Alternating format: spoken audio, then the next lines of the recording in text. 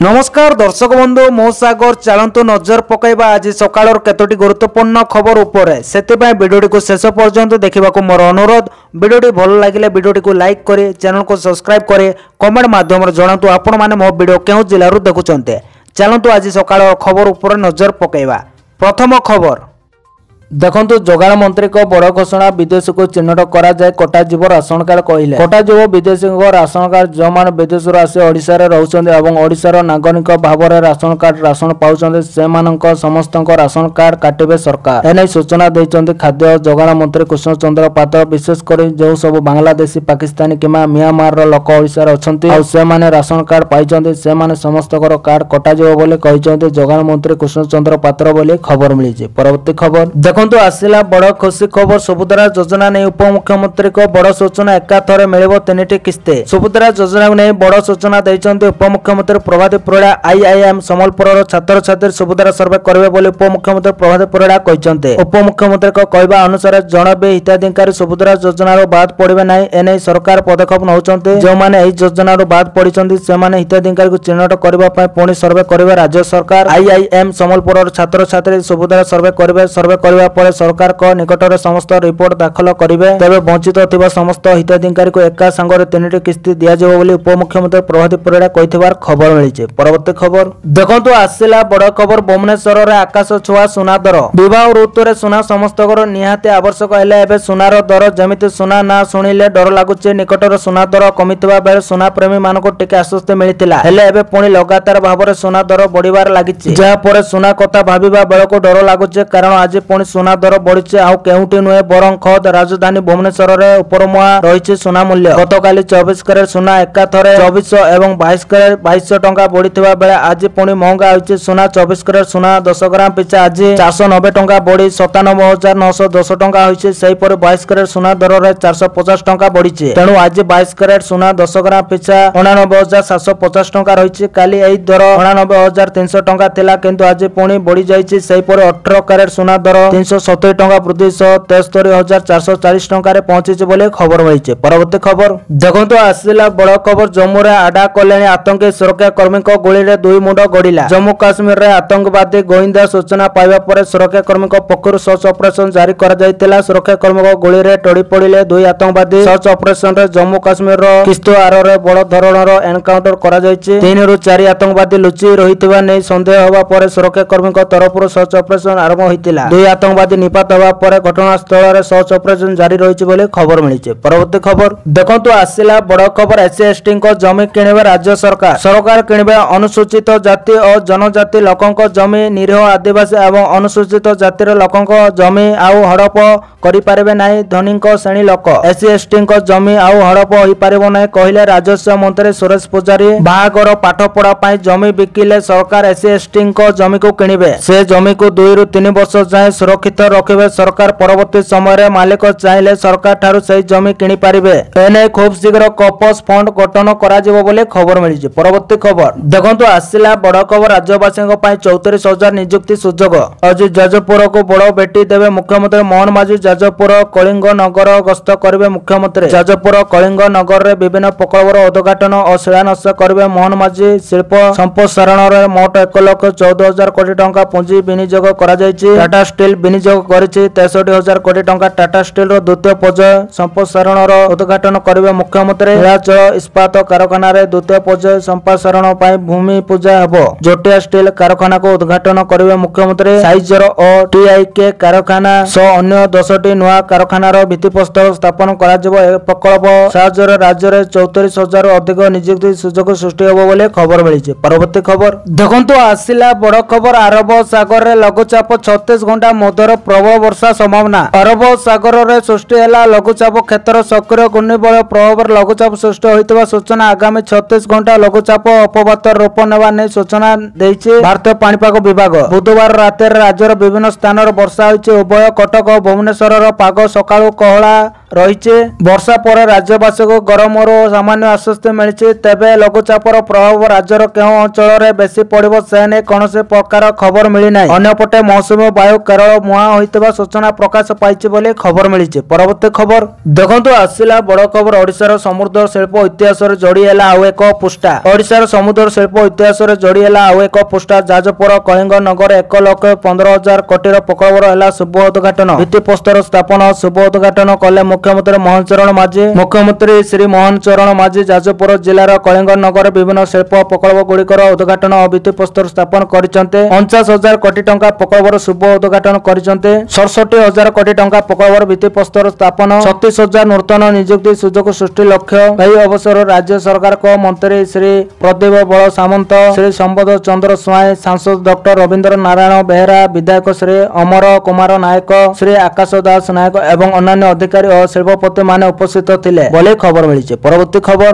ଦେଖନ୍ତୁ ଆସିଲା ବଡ଼ ଖବର। 30 ଜୁନ କିମ୍ବା 31 ଡିସେମ୍ବର ଅବସର ନେଉଥିବା କର୍ମଚାରୀଙ୍କ ପାଇଁ ବଡ଼ ଖବର। ସରକାର ପୁଣି ଥରେ ଏକ ବଡ଼ ପରିବର୍ତ୍ତନ ଆଣି ଦେଶର ଲକ୍ଷ ଲକ୍ଷ କର୍ମଚାରୀଙ୍କୁ ଆଶ୍ୱସ୍ତି ଦେଇଛନ୍ତି। ନୂତନ ନିୟମ ଅନୁଯାୟୀ ଦରମା ବୃଦ୍ଧିର ଗୋଟିଏ ଦିନ ପୂର୍ବରୁ 30 ଜୁନ କିମ୍ବା 31 ଡିସେମ୍ବରରେ ଅବସର ନେଉଥିବା କର୍ମଚାରୀମାନଙ୍କୁ ମଧ୍ୟ ବୃଦ୍ଧିର ଲାଭ ମିଳିବ। ପ୍ରକୃତରେ ସରକାର ଏପରି କର୍ମଚାରୀମାନଙ୍କୁ ଧାରଣାଗତ ବୃଦ୍ଧି ଦେବାକୁ ନିଷ୍ପତ୍ତି ନେଇଛନ୍ତି, ଯାହାଦ୍ୱାରା ସେମାନଙ୍କର ପେନସନ ମଧ୍ୟ ସମାନ ଆଧାରରେ ଗଣନା କରାଯାଇପାରିବ। ସରକାରଙ୍କ ଏହି ନିଷ୍ପତ୍ତି ହଜାର ହଜାର କର୍ମଚାରୀଙ୍କୁ ଆଶ୍ୱସ୍ତି ଦେବ, ଯେଉଁମାନେ ପୂର୍ବରୁ ମାତ୍ର ଗୋଟିଏ ଦିନର ଅନ୍ତର ଯୋଗୁଁ ବୃଦ୍ଧିରୁ ବଞ୍ଚିତ ହେଉଥିଲେ। ପ୍ରକୃତରେ ମହଙ୍ଗା ଭତ୍ତା 1 ଜାନୁଆରୀ କିମ୍ବା 1 ଜୁଲାଇରେ ବୃଦ୍ଧି ପାଇବାକୁ ପଡ଼ିବ। ଏପରି ପରିସ୍ଥିତିରେ ପେନସନ ଗଣନା କରିବା ପୂର୍ବରୁ ବାର୍ଷିକ ବୃଦ୍ଧିର ଲାଭ ଯୋଡ଼ାଯାଇଥାଏ। ଏହି ବୃଦ୍ଧି ଆଧାରରେ କର୍ମଚାରୀ ଅବସର ଗ୍ରହଣ ସମୟରେ କେତେ ଏକକାଳୀନ ପାଇବେ ଏବଂ ତାପରେ ସେ କେତେ ପେନସନ ପାଇବେ ତାହା ସ୍ଥିର କରାଯିବ।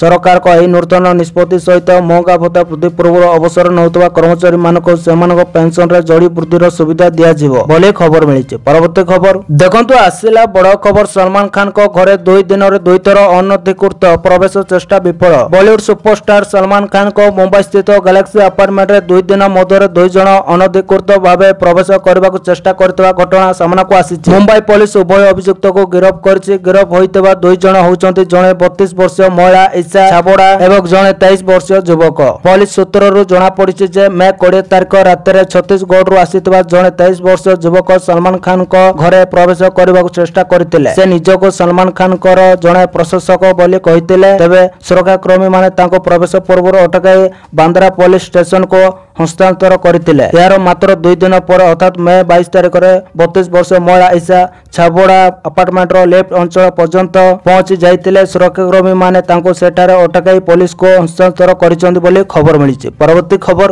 ଦେଖନ୍ତୁ ଆସିଲା ବଡ଼ ଖବର। ଗୁଳି ବିନିମୟରେ ଜଣେ ଯବାନ ଶହୀଦ। ଜମ୍ମୁ କାଶ୍ମୀରର କିଶୋଆଡା ଜିଲ୍ଲାର ସିଂହପୁରା ଅଞ୍ଚଳରେ ଥିବା ଛତ୍ର ଅଞ୍ଚଳରେ ଗୁରୁବାର ସକାଳୁ ଆତଙ୍କୀଙ୍କ ସହ ସୁରକ୍ଷାକର୍ମୀ ବାହିନୀ ମୁହାଁମୁହିଁ ହୋଇଛି। ଏହି ଅପରେସନ ଟାସିରେ ଜଣେ ଯବାନ ନିଜ ଜୀବନ ବଳି ଦେଇଛନ୍ତି। ଜମ୍ମୁ କାଶ୍ମୀର ପୁଲିସ ଏବଂ ଭାରତୀୟ ସେନାର ହ୍ୱାଇଟ୍ ନାଇଟ୍ କୋର ମିଳିତ ଭାବେ ଏହି ଅପରେସନ ଚଳାଇଛନ୍ତି। ଅପରେସନ ଚାଲୁ ରହିଛି ଏବଂ ଅତିରିକ୍ତ ସୈନ୍ୟ ମୁତୟନ କରାଯାଇଛି ବୋଲି ସୂଚନା ମିଳିଛି ବୋଲି ଖବର ମିଳିଛି। ପରବର୍ତ୍ତୀ ଖବର ଦେଖନ୍ତୁ ଆସିଲା ବଡ଼ ଖବର। ଜ୍ୟୋତିକୁ ମିଳିଲାନି ଆଶ୍ୱସ୍ତି, ଆଉ 4 ଦିନ ହେପାଜତ ବୃଦ୍ଧି। ପାକିସ୍ତାନୀ ଗୁପ୍ତଚର ଜ୍ୟୋତି ମାଲହୋତ୍ରାକୁ ମିଳିଲାନି ଆଶ୍ୱସ୍ତି। ଏପର୍ଯ୍ୟନ୍ତ କଣ କଣ ଖୁଲାସା ହୋଇଛି ଜାଣନ୍ତୁ ସେ ସମ୍ପର୍କରେ। ପାକିସ୍ତାନ ପାଇଁ ଗୁପ୍ତଚର ଅଭିଯୋଗରେ ଗିରଫ ହୋଇଥିବା ହରିୟାଣାର ୟୁଟ୍ୟୁବର ଜ୍ୟୋତି ମାଲହୋତ୍ରାକୁ ଆଜି ମଧ୍ୟ ଆଶ୍ୱସ୍ତି ମିଳିନାହିଁ ଏବଂ କୋର୍ଟ ତାଙ୍କ ହାଜତ ବୃଦ୍ଧି କରିଛନ୍ତି। ଜ୍ୟୋତି ମାଲହୋତ୍ରାଙ୍କ ବିରୋଧରେ ପାକିସ୍ତାନୀ ଗୁଇନ୍ଦା ସଂସ୍ଥା ISI ପାଇଁ ଗୁପ୍ତଚର କାର୍ଯ୍ୟ କରିବାର ଅଭିଯୋଗ ରହିଛି। ଜ୍ୟୋତି ମଧ୍ୟ ଅନେକ ଥର ପାକିସ୍ତାନ ଗସ୍ତ କରିଛନ୍ତି। ଜ୍ୟୋତିକୁ ମେ 17ରେ ହରିୟାଣାର ହିସାରରୁ ଗିରଫ କରାଯାଇଥିଲା ଏବଂ ତାଙ୍କୁ 5 ଦିନିଆ ପୋଲିସ ହେଫାଜତକୁ ପଠାଯାଇଥିଲା, ଯାହା ଆଜି ଶେଷ ହୋଇଛି। କୋର୍ଟ ତାଙ୍କ ପୋଲିସ ହେଫାଜତକୁ ଆଉ 4 ଦିନ ବୃଦ୍ଧି କରିଛନ୍ତି। ବୁଧବାର ପୋଲିସ ପ୍ରକାଶ କରିଛି ଯେ ୟୁଟ୍ୟୁବର ଜ୍ୟୋତି ମାଲହୋତ୍ରା 2023ରୁ ଜଣେ ପାକିସ୍ତାନୀ ଅଧିକାରୀଙ୍କ ସହ ଯୋଗାଯୋଗରେ ଥିଲେ ବୋଲି ଖବର ମିଳିଛି। ପରବର୍ତ୍ତୀ ଖବର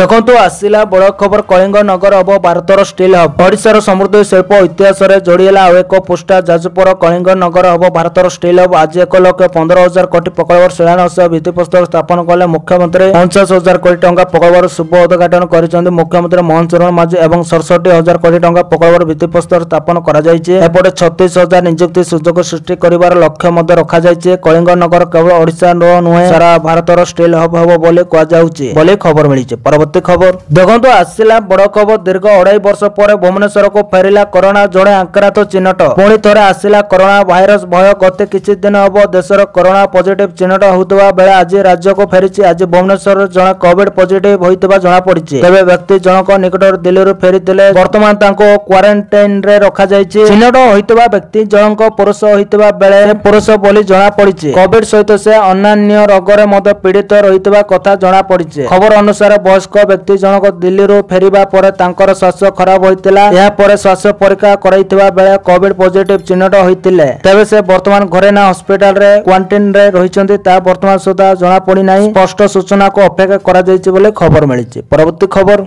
देखो आसला बड़ खबर शेयर मार्केट क्राश 1000 पॉइंट खसिला सेंसेक्स गत किछि दिन हम भारतीय शेयर बाजार ऊपर मुआ होइतबा बेले गत 2 दिन हम पुणी निमगामी होइछि। बहुत कम लोक स्टॉक मार्केट रो साधारण गतिविधि ऊपर ध्यान दियंतु किंतु जदि सेंसेक्स गोटे दिन 1000 पॉइंट रो अधिक ह्रास पाए तेबे समस्त को ध्यान केंद्रित करिब। गुरुवार दिन सेंसेक्स एवं निफ्टी उभय रे एक बड़ ह्रास घटिछि। यह भारतर आईटी शेयर को मध्य एक बड़ धक्का देइछि। बुधवार दिन घरे स्टॉक बाजार गंभीर नाली रंग खोलिथिला मंगलवार लाभ पर यह एक तीव्र परिवर्तन को सूचित करिछि। गुरुवार दिन मध्य भारतीय शेयर बाजार निमगामी रहिछि बोली खबर मिलिछि। परवर्ती खबर देखंतु आसिला बड़ खुशी खबर वयस्क को मिलिबो 3000 भत्ता टंका। राज्य सरकार को बड़ घोषणा वरिष्ठ नागरिक पाई मासिक आर्थिक सहायता वृद्धि करबाकू घोषणा करिसंते राज्य सरकार। या अध्ययन रे 60 ରୁ 69 वर्ष बयसर लोकंक पाई सहायता राशि 2000 टंका ରୁ 2500 टंका वृद्धि करा जाय जेतेबेले 70 वर्ष रो अधिक बयसर लोकंक प्रति मासरे 3000 टंका मिलिबो। दिल्ली बजट उपस्थापन करबा समय मुख्यमंत्री रेखा गुप्ता कहिथिले जे सरकार वरिष्ठ नागरिक पाई आर्थिक सहायता योजना को सशक्त करबा पाई प्रतिबंध।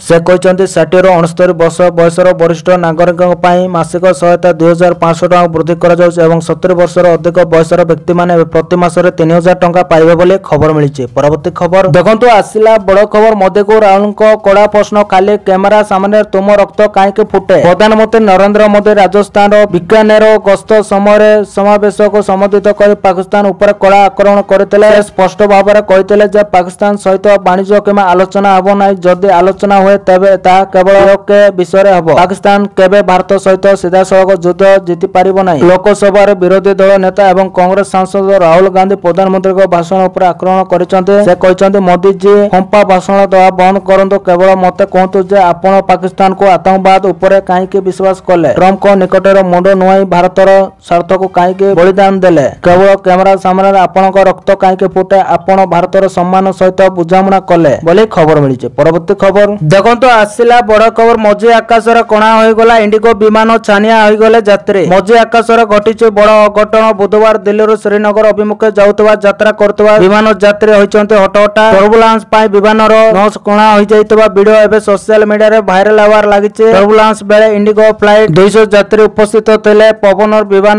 देउलिबा को लागितबा बेले यात्री माने निज निज सीट रे बसे आगो सीट को धरितबा वायरल वीडियो रे देखिबा को मिलिछि। पायलट श्रीनगर एयर ट्रैफिक को इमरजेंसी लैंड सूचना देथिले जहा पर विमान रे थिबा 227 यात्री को सुरक्षित भाबे संध्या 6:30 रे श्रीनगर रे ओलाई दिया जाइतबा इंडिगो पक्षरु कहा जाइछि बोली खबर मिलिछि। परवर्ती खबर देखंतु आसिला बड़ खबर दिव्यांग मानक पाए केंद्र सरकार को बड़ घोषणा। केंद्र सरकार सारा देशर दिव्यांग मानक पाए एक बड़ घोषणा करिसंते। सरकार निष्पत्ति नैचंते जे सरकार को द्वारा आवंटित घरर 4% दिव्यांग मानक पाए सुरक्षित रहिबो। ई सूचना गृह एवं सहरांचल व्यापार मंत्रालय पक्षरु दिया जाइछि। एही पदक्षेप समाजर दुर्बल एवं अक्षम वर्गर अंतर्भुक्ति मूलक विकास दिगरे एक ऐतिहासिक पदक्षेप। भिन्नक्षम व्यक्तिଙ୍କ अधिकार आईन 2016 अनुसार इंस्टेंट निर्देशालय भिन्नक्षम व्यक्तिଙ୍କ पाए केंद्र सरकार को आवश्यक सुविधा गुड़िकर उपयुक्त प्रवेश सुनिश्चित करबा पाए एक सर्कुलर जारी करिछि। सूचना अनुसार केंद्र सरकार को बासगृह आवंटन रे भिन्नक्षम व्यक्ति मानको 4% संरक्षण प्रदान करा जिवो जहा साधारण सेवा रे समानता सम्मान एवं सुगमता दिगरे एक गुरुत्वपूर्ण पदक्षेप होबो। एही पदक्षेप केवल प्रत्येक नागरिकଙ୍କ